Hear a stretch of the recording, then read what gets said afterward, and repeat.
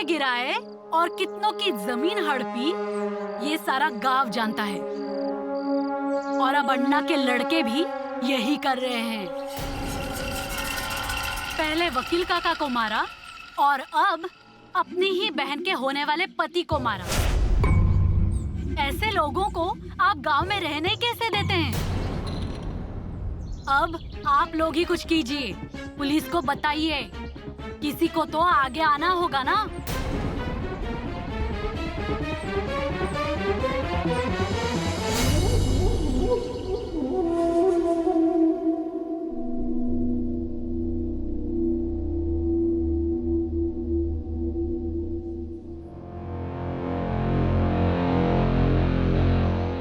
नीलिमा, मेरी डायरी दो।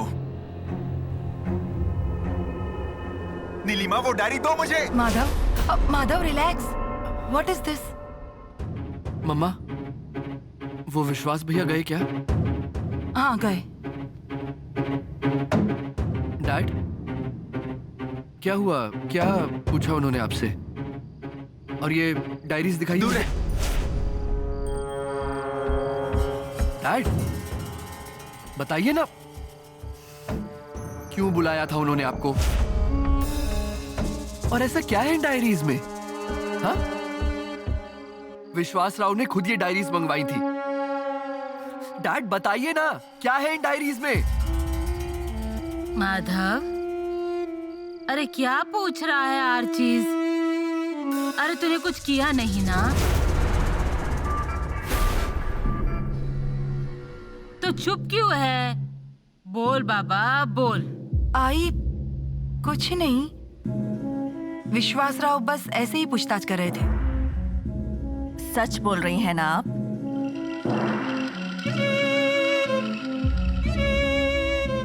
मतलब क्या कहना है तुम्हारा? उस विश्वास राव ने इन पर इल्जाम लगाया था। उसका ऐसा कहना है कि इस सब के पीछे इनका हाथ है। पर अगर इन्होंने कुछ भी नहीं किया तो इसका मतलब इसके पीछे किसी और का हाथ है। और अब अगर वो विश्वास राव भैया से पूछताछ कर रहा है, मतलब ये सब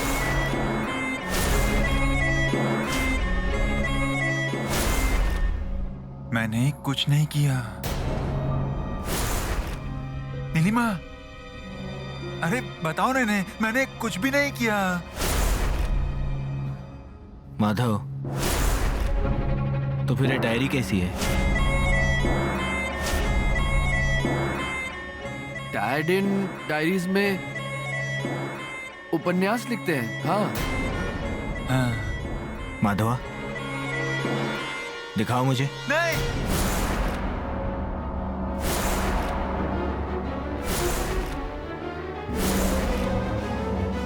अरे ये डायरीज मेरी हैं।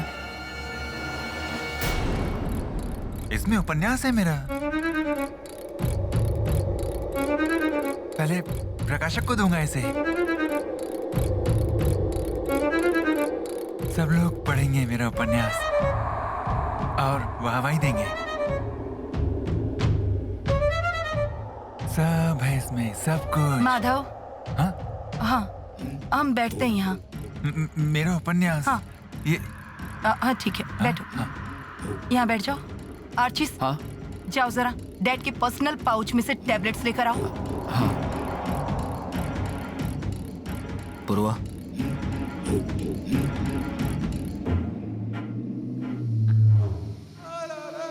अरे माधवा, क्या हुआ तुझे? नीलिमा, अरे ये ऐसा क्यों कर रहा है? आई कुछ नहीं, ठीक हो जाएंगे ये। मम्मा, ये लो टैबलेट्स। माधव, ये लो, रखो वो, रखो ये लो।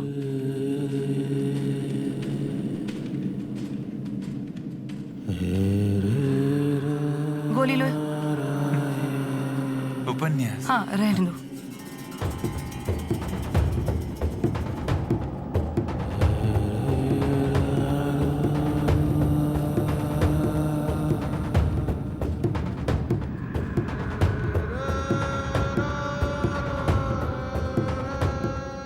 क्या हो रहा है इसे? कुछ नहीं, वो पूछताछ की ना, इसलिए इसे थोड़ा टेंशन हो गया है। आप प्लीज इसे अभी कोई सवाल मत पूछिएगा, प्लीज। माधव, माधव, हम ऊपर चलते हैं। हाँ? ऊपर चलते हैं। आता हूँ मैं। अरे कुछ नहीं हुआ है मुझे। हाँ हाँ हाँ हाँ। ठीक है, चलो ऊपर चलते हैं।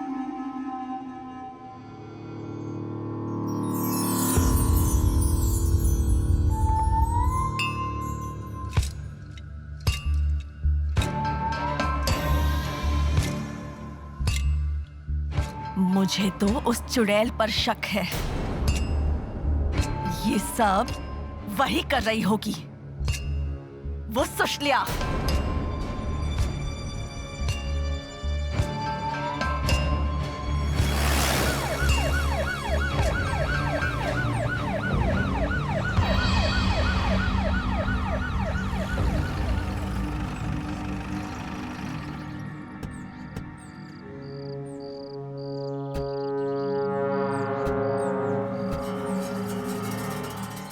कांस्टेबल, अगर जरूरत पड़ी तो उसे हमारी गाड़ी में बिठाकर पुलिस स्टेशन ले जाना पड़ेगा आज। हाँ सर।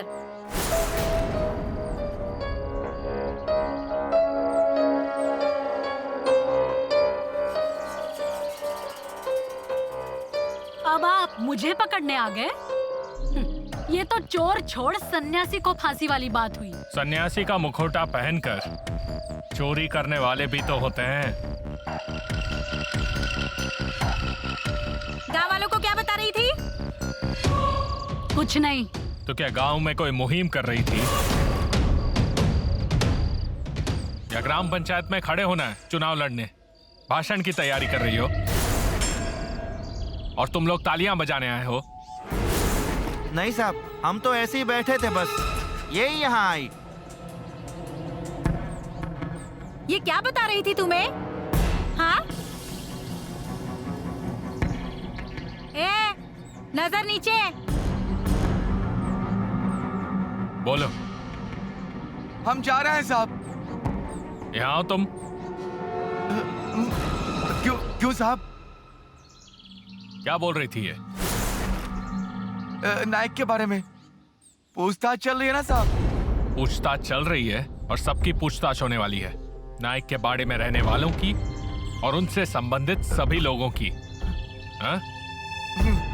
तो कौन क्या बोल रहा है, उससे ज्यादा कौन सच बोल रहा है, उस पर ध्यान दो। हाँ साहब। चलो निकलो, निकलो। चलो चलो रे।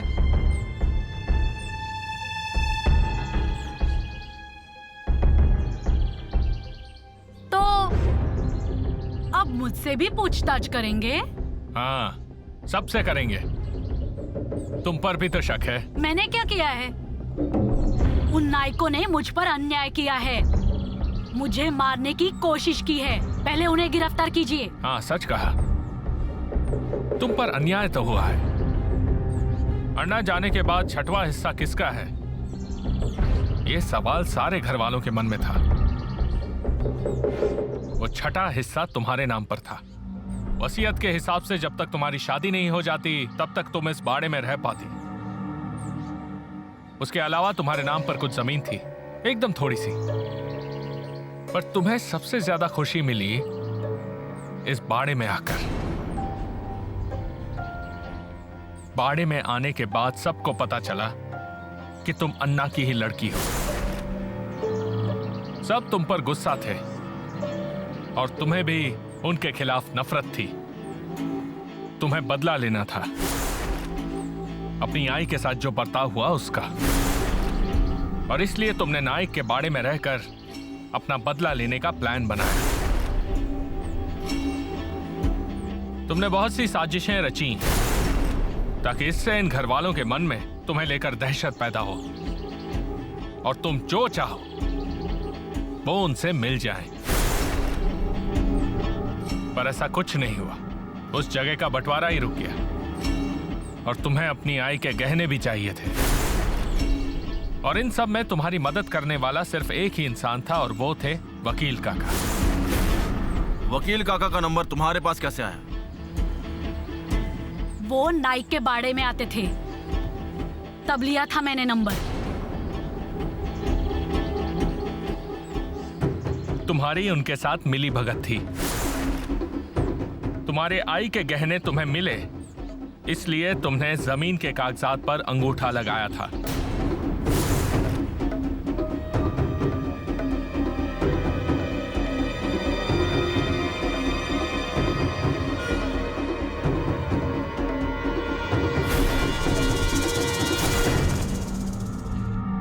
हाँ, और फिर नाइक भाइयों की जब नेने वकील के साथ मीटिंग हुई, तब तुम्हें ऐसा लगा कि वकील काका इनकी मदद से तुम्हें फंसा देंगे, इसलिए तुमने उनके साथ झगड़ा किया, उनके ऑफिस में जाकर। और इसी झगड़े की वजह से वकील काका पर वार किया। नहीं करूंगा। तुम्हें गहने चाहिए ना? जाओ पूछो किसी को, तुम्हें दिलवा सकता है क्या? निकल जाओ यहां से।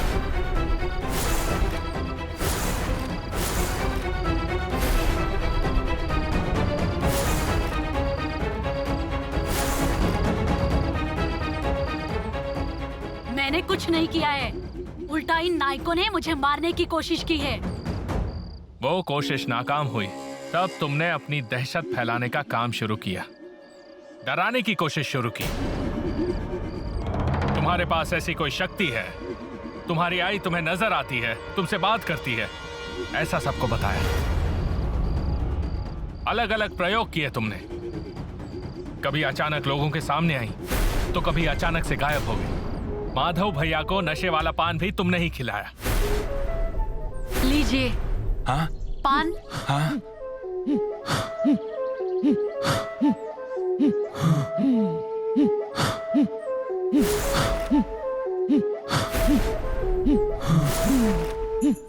ये सब कुछ तुमने नाइक को डराने के लिए किया, पर फिर भी तुम्हें अपने गहने नहीं मिले। वकील काका और नाइक की मीटिंग्स बढ़ने लगी, और इसलिए तुमने वकील काका को खत्म कर दिया, हमेशा के लिए। मैंने वकील काका को नहीं मारा। शादी के दिन तुम कहाँ थी? मैं घर में ही थी। वो तो हम पता कर लेंगे, जैसे अजय के खून का पता लगा रहे। अब उस अजय के खून से मेरा क्या संबंध? आवाज नीचे कर। वकील काका के खून के पीछे अजय का भी कारण था, क्योंकि वो रिश्ता तुम्हारे लिए उन्होंने ही लाया था, है कि नहीं? पर अजय छाया से प्यार करता था। पर तुम्हें अजय पसंद आने लगा था। तुम उसे बार बार फोन करती थी उसके दिए हुए नंबर पर। क्या दूल्हे राजा, कहाँ रह गए? मेरे साथ शादी करने वाले थे ना, और अब छाया के साथ कर रहे हो? और जब तुम्हें पता चला कि छाया और अजय एक दूसरे से प्यार करते हैं, तब तुमने माधव भैया को दिखाया कि वो दोनों रात को छिपकर मिलते हैं। किस लिए? क्योंकि तुम्हें अजय से प्यार हो गया था। और जब तुम्हें पता चला कि उसने तुम्हें छोड़कर छाया से शादी करने का निर्णय लिया है, तब तुम्हें अपमानित महसूस हुआ, और इस बदले की आग में तुमने अजय का खून किया।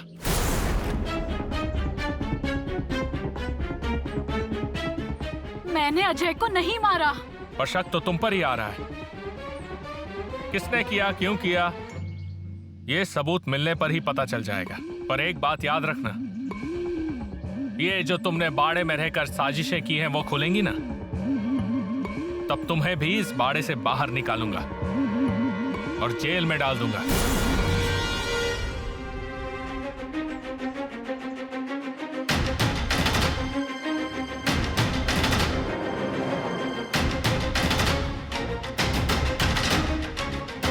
लीजिए। पहचानती हैं क्या आप इस साइकियाट्रिस्ट को? यह है प्रिस्क्रिप्शन। माधव नायक पर साइकियाट्रिस्ट की ट्रीटमेंट शुरू है। Am I right?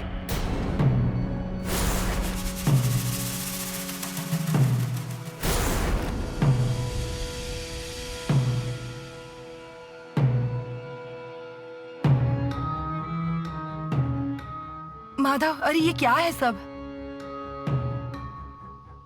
तुमने ये सब क्यों लिख कर रखा है?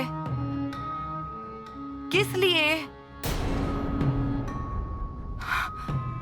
माधव, आज तक तुमने मेरे काम में दखल अंदाजी नहीं की और ना मैंने तुम्हारे काम में की है, पर आज बोलना पड़ेगा।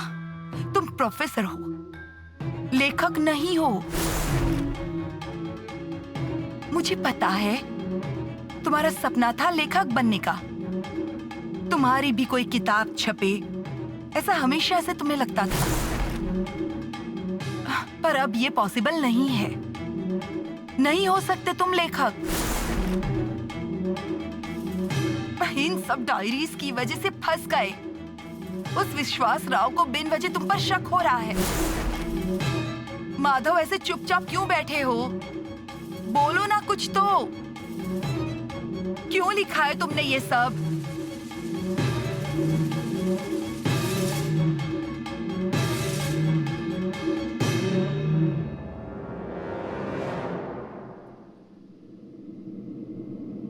माधव, तुमने सच में कुछ नहीं किया है ना?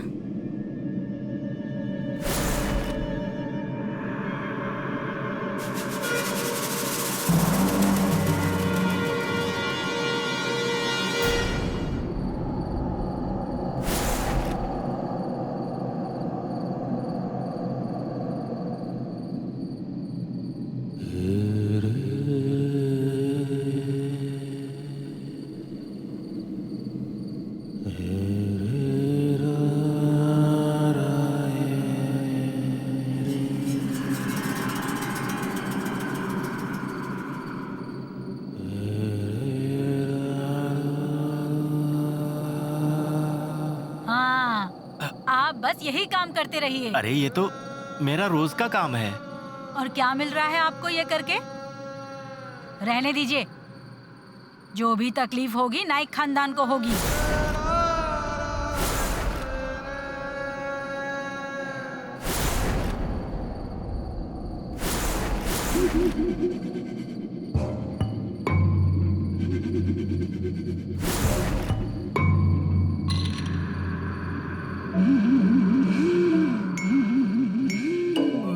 मैं दिया लगा देता हूँ। कोई जरूरत नहीं है। तुम कोई उपकार नहीं कर रहे हो यहाँ दिया जलाकर। तुमने जो पाप किए हैं उसका डर लगता है, इसलिए ये करते हो। और क्यों रहना था? मेरी आई को जब मारा तब तुम भी तो यही थे ना? गहने उतारने के लिए इसलिए कर रहा है ना ये सब? तुम्हें अगर दिया नहीं लगाना है तो मत लगाओ, मैं लगाती हूँ मेरी आई के लिए।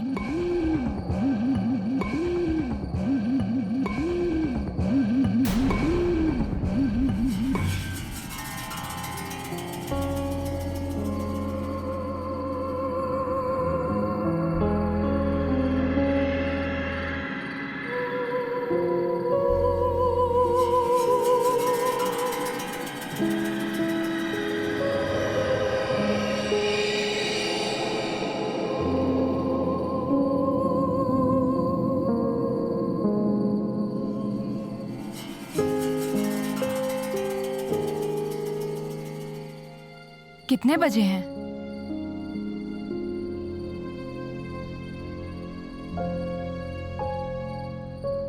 क्या हुआ? क्या देख रहे हैं?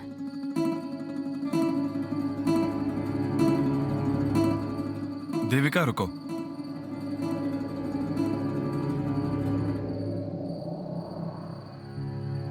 क्या हुआ? क्या चल रहा है तुम्हारा?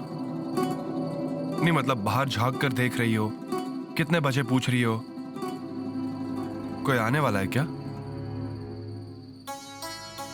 कौन? आई बाबा आ रहे हैं। अब वो क्यों आ रहे हैं यहाँ? उन्हें क्यों बुलाया तुमने? अब मैं कैसे कहूँ कि मत आइए? देविका, तुम्हें पता है जब वो आते तो क्या होता है? तुम्हारी आई का स्वभाव जानती हो तुम। देखो, सॉरी सॉरी ना देविका, मुझे इतना ही कहना है कि घर में क्या प्रॉब्लम शुरू है ये तुम जानती हो।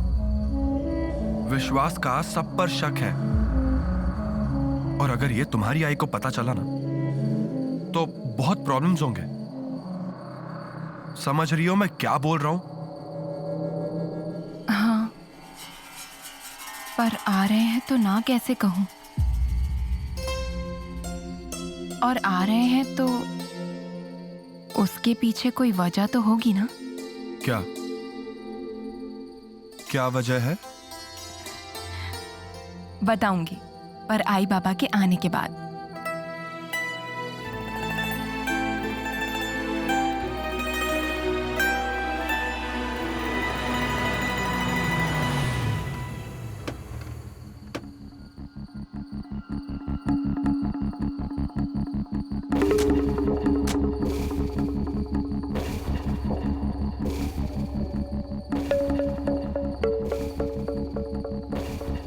क्या रे, ठीक है ना?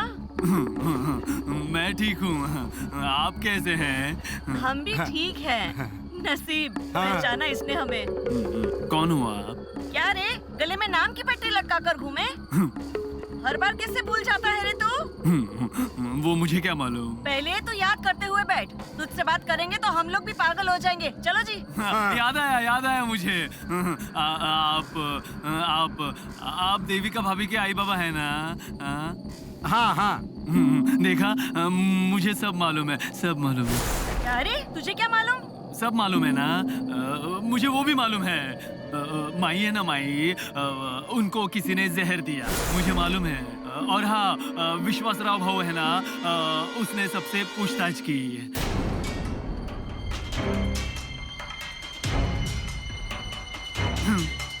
अच्छा, किसकी किसकी पूछताछ की? सबकी।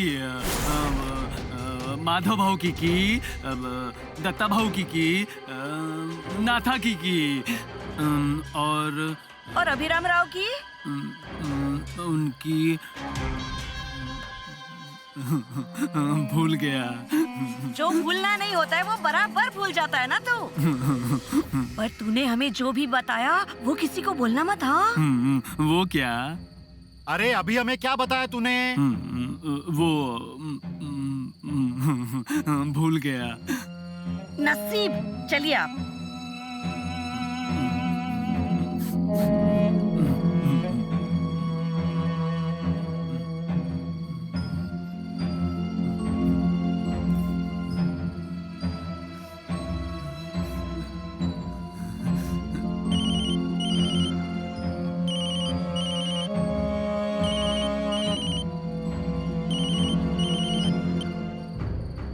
हेलो। फोन उठाने में इतनी देर क्यों करती? क्यों सोच रहे थे क्या मेरा फोन उठाना है या नहीं? अरे नहीं, फोन थोड़ा साइड में रखा हुआ था। अच्छा, अभी कहाँ? घर पे। मुझे अभी जल्दी से आके मिलो। अभी? हाँ अभी। अरे देविका के आई बाबा आ रहे हैं। हाँ तो मैं उन्हें साथ लाने के लिए नहीं कह रहा हूँ, तू आजा मिलने।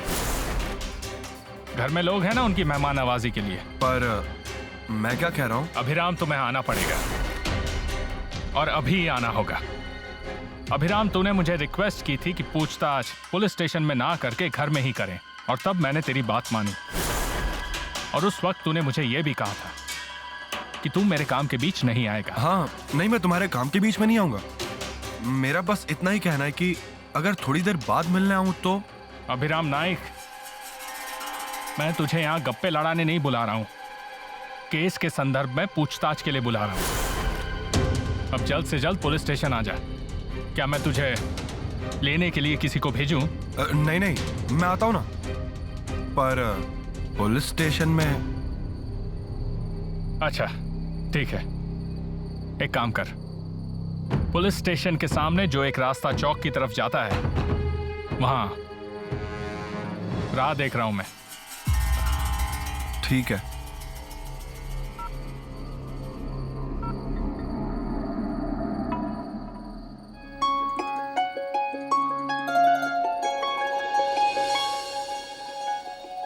अभिरामा, अरे कौन आया है ये देख। हाँ, देविका ने बताया था कि आप आने वाले हैं। देविका, तूने किसी को बताया कैसे नहीं? आप दोनों ऐसे ही मिलने आए हैं ना? अरे देविका, घर में किसी को बताया नहीं तूने?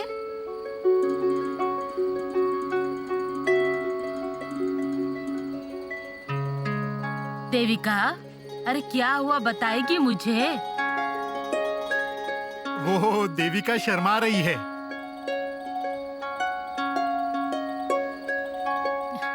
क्या रे अभिरमा? आई, मुझे कुछ पता नहीं है। अरे इसका अब ख्याल रखना होगा।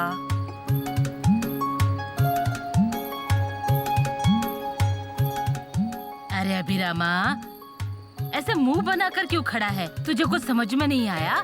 क्या देविका, क्या हुआ है? बीमार हो क्या तुम? अरे तो बताना चाहिए था। आई बाबा को क्यों बुलाया?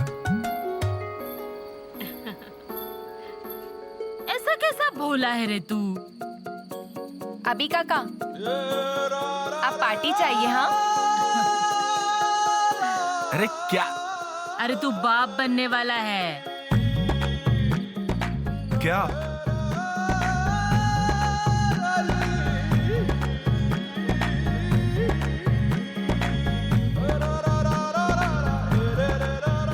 देविका, अरे तूने कुछ बताया नहीं उसे?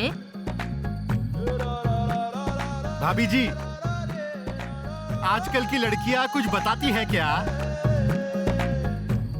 ए देविका, ऐसे क्या देख रही है? सास का आशीर्वाद ले ले पहले। नमस्कार करती हूँ। आराम से, आराम से।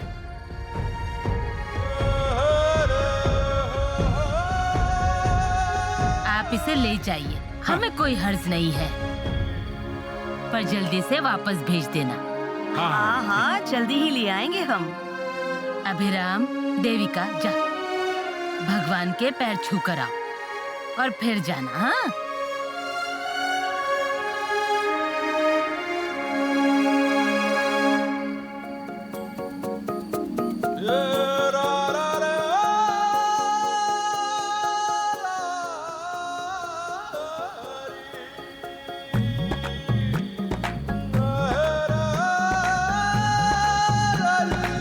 मैं तुम्हें दोस्त की तरह बातें करने नहीं बुला रहा हूँ, इस केस के संदर्भ में पूछताछ के लिए बुला रहा हूँ। मुझे अभी के अभी आकर मिलो।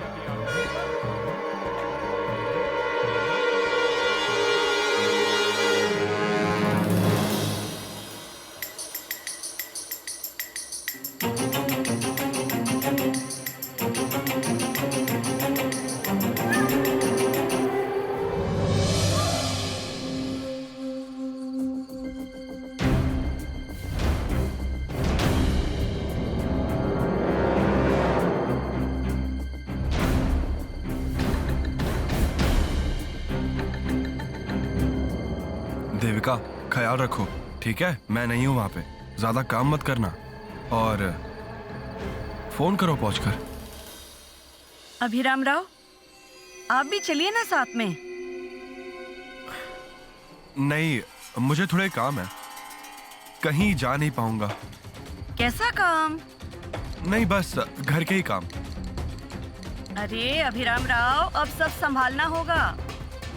नहीं मतलब घर में कुछ न कुछ तो चलता ही रहता है, जानते हैं ना आप। पर इसका भी ख्याल रखना पड़ेगा ना, 2 जानों की बात है। इसे लेकर हम अभी जा रहे हैं, पर आगे का भी आप सोचो, इसे कोई तकलीफ नहीं होनी चाहिए। आप बिल्कुल फिक्र ना करें, मैं हूं ना, मैं रखूंगा इसका ख्याल। नहीं तो मैं क्या कह रही हूँ, आप कहीं और क्यों नहीं रहने चले जाते? नहीं तो हमारे यहाँ रहो ना, क्या कहते हो? आई, अब हम निकलते हैं, बहुत देर हो रही है। समझ गई मैं।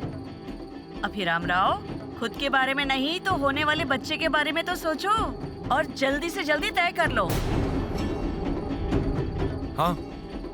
अच्छा, अब हम चलते हैं, चलो अब। रुकिए ना, मैं भी आता हूँ। नहीं, मुझे कुछ काम है इसलिए। अभी कैसा काम है? मतलब इतनी रात को? हाँ, वो विश्वास से मिलना है ना। नहीं, तुम टेंशन मत लो, ऐसे ही मिल रहा हूँ। हाँ, चलो चलो।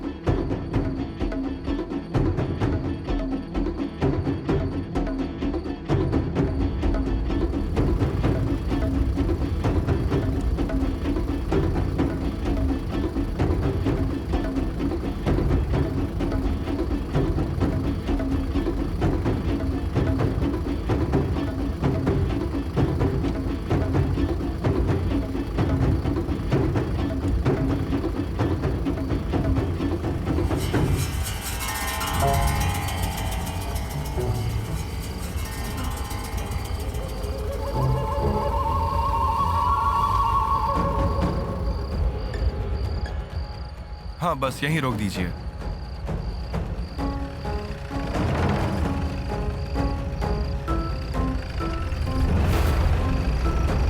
अभिराम राव, जरा देविका के बारे में ख्याल कीजिए और बीच बीच में आ जाया कीजिएगा। अब इसका ख्याल रखना पड़ेगा ना। अजी, मुझे कॉल करना और खुद का ख्याल रखना। मेरी फिक्र छोड़ो, अब तुम खुद का ख्याल रखो। रखोगी ना? आता हूं मैं।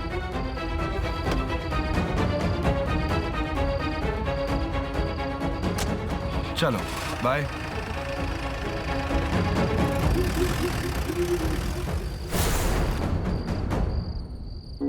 जानता हूं आने में थोड़ी देर हो गई। अरे मैं निकल ही रहा था, उतने में देविका के आई बाबा आ गए। ऐसे ही आए थे? नहीं विश्वास, मैं बाबा बनने वाला हूं। क्या? हाँ। वाह, कॉन्ग्रेचुलेशंस। थैंक्स यार। वाह वाह वाह, मुझे सच में खुशी हुई है, एक दोस्त के नाते। सॉरी मैंने तुझे ऐसे बुलाया, but I can't help. Try to understand. मैं समझ सकता हूं, पर तुमने मुझे यहां क्यों बुलाया? इसकी वजह तुझे पता है। तुम्हें सच में लगता है कि मैं कल्प्रिट हूं? अभिराम, मेरा शक सब पर है और पाड़े में जितनी घटनाएं हो रही हैं उसमें घर के सभी लोगों का कहीं ना कहीं तो इन्वॉल्वमेंट है।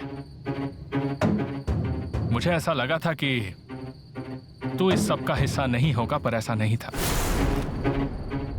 तूने घर वालों से छिपाकर फ्लैट लिया। देखो, मैं जानता हूं मैंने गलती की, पर इन सवालों के जवाब मैंने तुम्हें दे दिए हैं। मुझे सारे सवालों के जवाब नहीं मिले हैं। हाँ तो पूछो ना, मैं बताता हूं तुम्हें। तूने मुझे बताया था कि घर वालों पर तू बहुत गुस्सा है। कभी कभी आता है मुझे गुस्सा। घर लेने की वजह जब मैंने तुझसे पूछी तब तूने मुझे बताया कि घर वालों को तुझसे कोई लगाव नहीं है। नहीं है। इसके पीछे कोई कारण? इनफैक्ट तुझे ऐसा क्यों लगा? मैं बताता हूं क्यों। हम हॉस्टल में थे तब से मैं तुझे देखता आया हूं। अन्ना को लेकर तेरे मन में गुस्सा था जो तूने कभी बोलकर नहीं दिखाया, पर तेरी बातों से मुझे पता चलता था। अन्ना ने पहले ऐसे कई गुनाह किए थे जो तूने खुद अपनी आंखों से देखे थे। तुझे अन्ना पर बहुत गुस्सा आता था और अन्ना भी ये बात बहुत अच्छे से जानते थे। इसीलिए उन्हें पता था कि तुझे यहां रखने का कोई फायदा नहीं है। तेरा यहां रहना उनके लिए खतरे का काम था और इसलिए तुझे उन्होंने हॉस्टल भेज दिया। नहीं तो तुझे क्या जरूरत थी बाहर पढ़ने की? तुझे हमेशा से ऐसा लगता था कि अन्ना ने तुझे प्यार नहीं दिया है। तेरे सपनों को उन्होंने कभी अहमियत नहीं दी, ऐसा तुझे लगने लगा। बड़ा भाई पढ़ लिख कर शहर गया और तेरी पढ़ाई होने के बाद तू फिर से गांव में आ गया। तेरा इस गांव की जमीन को लेकर कोई ना कोई प्लान तो होगा ही।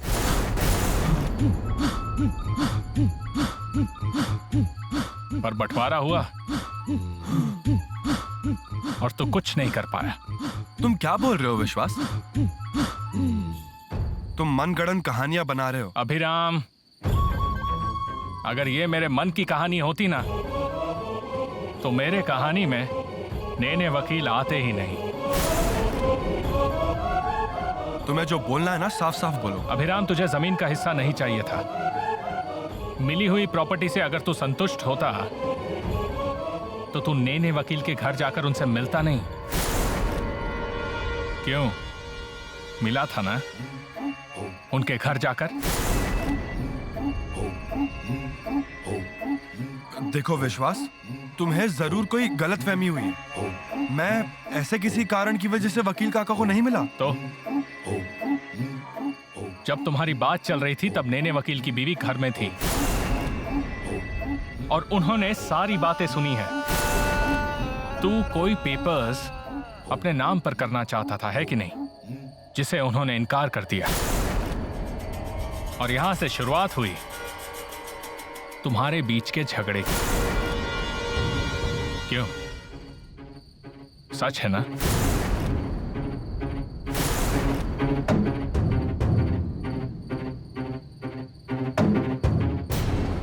मेरा कोई कांटेक्ट नहीं था नेने काका से। हाँ,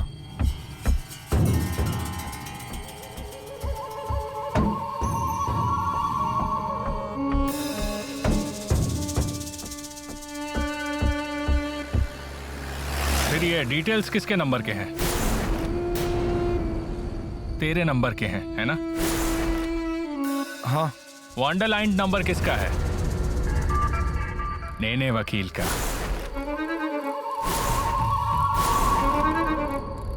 नेने वकील के साथ तो लगातार टच में था, जिसकी ना दत्ता भैया को खबर थी ना माधव भैया को। जरा टाइम चेक करो, 1-2 मिनट की नहीं है, आधे घंटे की है, कभी कभी 1 घंटे की है।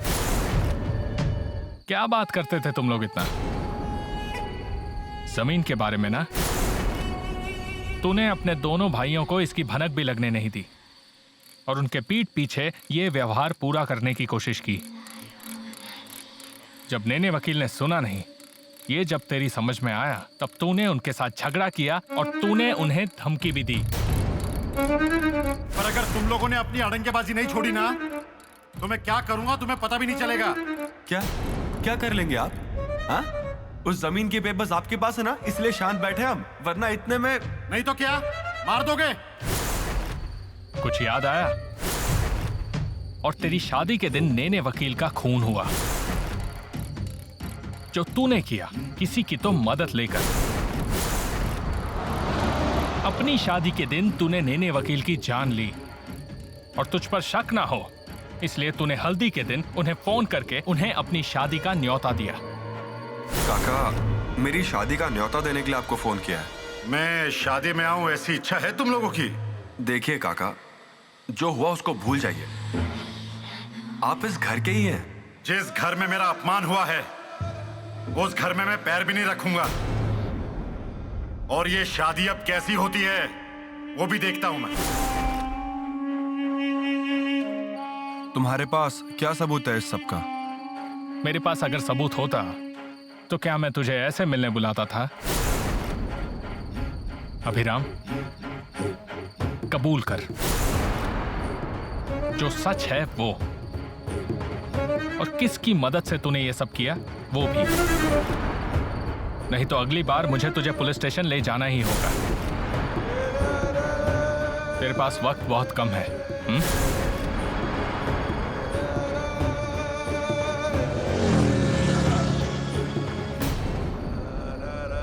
और हाँ, कॉन्ग्रेचुलेशंस।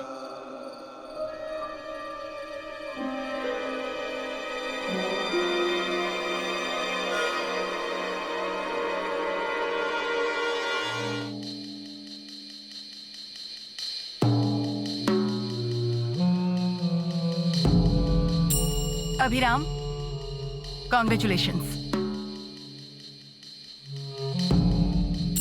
पता चला हमें घर में इतनी परेशानियां थीं, इस बीच हमें यह खुशखबरी मिली अच्छा लगा। देविका को छोड़ने घर गए थे ना?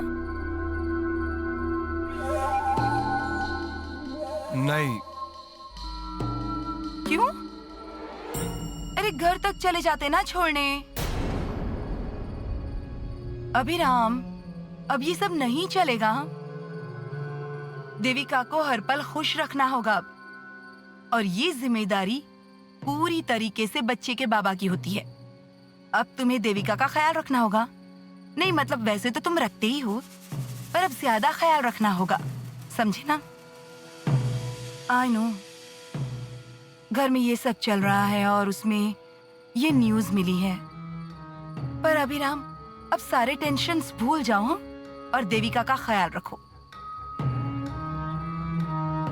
बाकी सब संभालने के लिए हम हैं ना। ये जिम्मेदारी बहुत बड़ी है अभिराम। तुम अगर ऐसे उदास रहोगे तो देविका भी उदास ही रहेगी ना, और देविका को तकलीफ हुई तो बच्चे को भी तकलीफ होगी। तो सारी परेशानियां भूल जाओ। बाबा होने वाले हो तुम अभिराम नाइक। अभिराम, अरे क्या हुआ है? इतनी खुशी की बात है और तुम्हारा चेहरा ऐसा उतरा हुआ क्यों? भाभी मुझे विश्वास ने मिलने के लिए बुलाया था, पूछताछ करने के लिए। क्या बात हुई? क्या कहा उसने? उसने कहा कि वकील काका के साथ मेरा पर्सनल कांटेक्ट था। मैंने वकील काका का खून किया क्योंकि मुझे प्रॉपर्टी चाहिए थी। कह रहा था मुझे लालच है प्रॉपर्टी की। अजय के खून से भी मेरा संबंध है। क्या शुरू है इस विश्वासराव का? सब पर शक किए जा रहा है। तुम तो दोस्त हो फिर भी तुम पर शक कर रहा है। ऐसा ना हो कि कल घर की औरतों को भी हथकड़ी पहनाकर ले जाएगा ये। सरिता और देविका तो ठीक है, पर मैं तो कितनी बार उसके खिलाफ गई थी। मुंबई जाने की जिद लेकर बैठी थी। मुझे तो आश्चर्य होता है मुझसे अभी तक पूछताछ कैसे नहीं की उसने। मुझे तो इस विश्वासराव का तहकीकात करने का तरीका ही समझ में नहीं आ रहा। असली गुनहगार कौन है ये वो जानता है या अंदाजा लगा रहा है? अभिराम, तुमने कुछ किया तो नहीं है ना? तो फिर इस सब के बारे में मत सोचो। फिलहाल तो बिल्कुल भी नहीं। समझ रहे हो ना? आखिर विश्वासराव के दिमाग में चल क्या रहा है? जब ये अपने दोस्त अभिराम को नहीं छोड़ रहा तो कहीं ये माधव को न फंसा दे। चप्पल है। किसकी चप्पल है? मेरी। तो ये अजय की डेड बॉडी के पास कैसे मिली? दत्ता भैया के खिलाफ सबूत भी मिल गया है, फिर भी उन्हें गिरफ्तार क्यों नहीं कर रहा है वो?